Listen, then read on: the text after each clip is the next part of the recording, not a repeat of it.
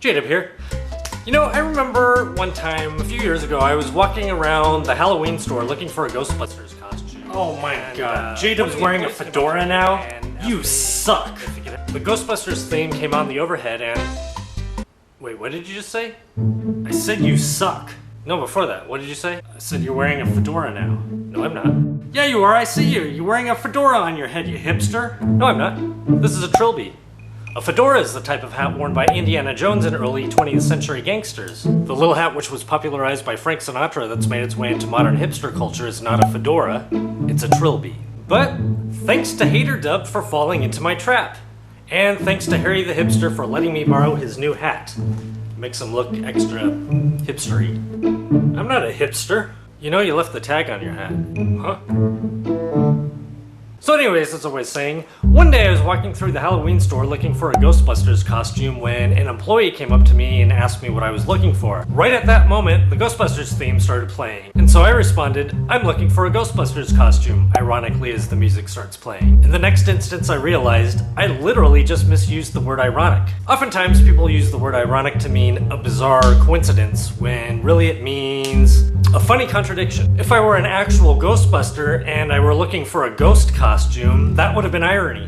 The ghost of a Ghostbuster would be ironic. Utilize. Ironically, people often misuse the word utilize in an attempt to sound more sophisticated when the proper word to use is use. It is literally quite common for people to misuse this word. Utilize means to use something for an alternative purpose. Samwise Gamgee utilizes a frying pan as a weapon to club goblins over the head, and he also uses it to cook taters.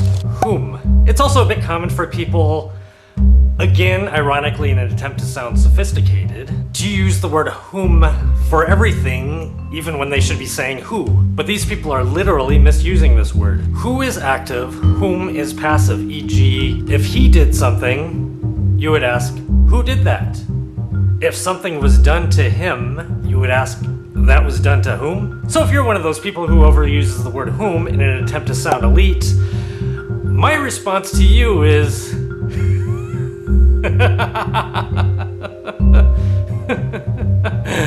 You're adorable. One thing that tends to stump me is IE versus EG. I literally find this one to be a bit confusing. IE is Latin for something.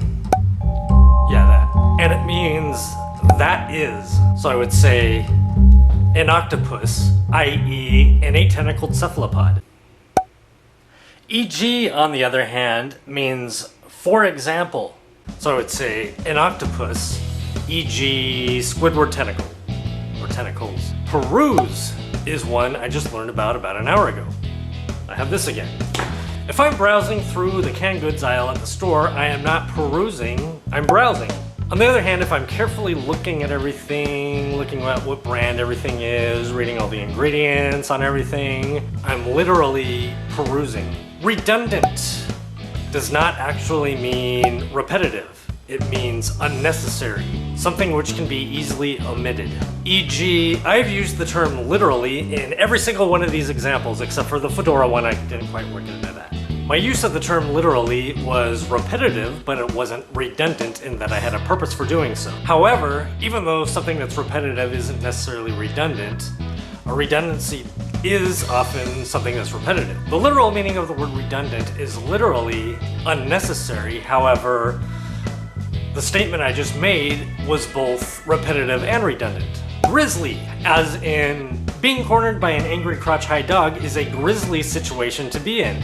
This expression is not in any way related to a grizzly bear and is spelled differently. Octopi. It is commonly taught that the plural for the word octopus is octopi, as in, look out, there's a herd of angry octopi running right for us. Although you may have heard that octopuses is the correct form. Look out, there's a herd of angry octopuses running right for us. It would be more accurate to say that octopuses is the most correct form. According to Merriam-Webster, octopuses is the correct plural form for octopus, and this is also the form that you will hear marine biologists using. However, the Oxford Dictionary allows for both octopuses and octopi.